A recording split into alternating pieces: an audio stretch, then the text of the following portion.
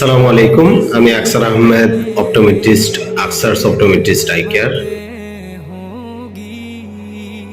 Artificial eye, artificial চোখ, ইদানিং আমাকে অনেকেই মেসেজ করতেছেন যে আর্টিফিশিয়াল চোখ কিভাবে লাগানো যায় বা কি সিস্টেম কি, এটা লাগাইলে উপকার কি বা এটাতে সুবিধা অসুবিধা কি।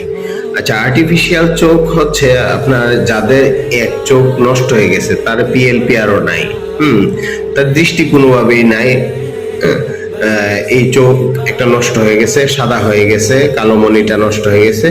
এখন এখানে দেখতে হবে চোখটা কি আস্তে আস্তে ছোট হয়ে যাচ্ছে নাকি স্থিরভাবে অনেক বছর যাবত আছে। যদি চোখটা ছোট হয়ে যায় তাহলে আমি তাকে পরামর্শ দিব এটা একজন অপথলমোলজিস্ট কে দিয়ে আপনি অপারেশন করে এই চোখটা উঠে ফেলে এখানে একটা পাথরের চোখ লাগাই দিয়ে তারপরে তার উপর একটা আর্টিফিশিয়াল চোখ লাগান, তাহলে আপনার দেখতে দুইটা একই রকম দেখা যাবে। এবং অনেকের আছে যে চোখটা আছে, চোখটা দিয়ে তার ভীষণ ভালো না, কিন্তু নর্মাল আয়ের মতোই আছে, কিন্তু দেখতে বিশ্রী দেখা যায়, দেখতে সুন্দর দেখা যায় না।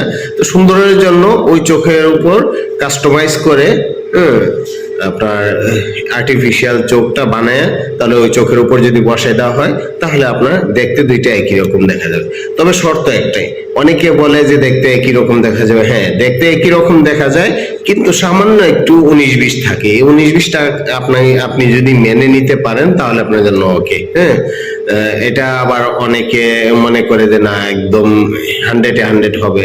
আল্লাহর দেওয়ার জিনিস 100-100 হবে না, 100-99 হবে।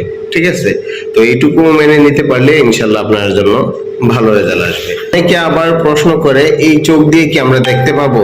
না, আপনি এই চোখ তো দেখতে পাবেন না, এই চোখের ভিতরে অবস্থা নাই, ভিতরটা নষ্ট হয়ে গেছে। এখন জাস্ট সৌন্দর্যের জন্য এই চোখটা লাগানো হয়, তাহলে আপনি আবার দেখতে একই রকম। জাস্ট এই অপারেশনটা, এই আর্টিফিশিয়াল আইটা জাস্ট হচ্ছে সৌন্দর্যের জন্য। ঠিক আছে, এটা দিয়ে আপনি দেখতে পাবেন না।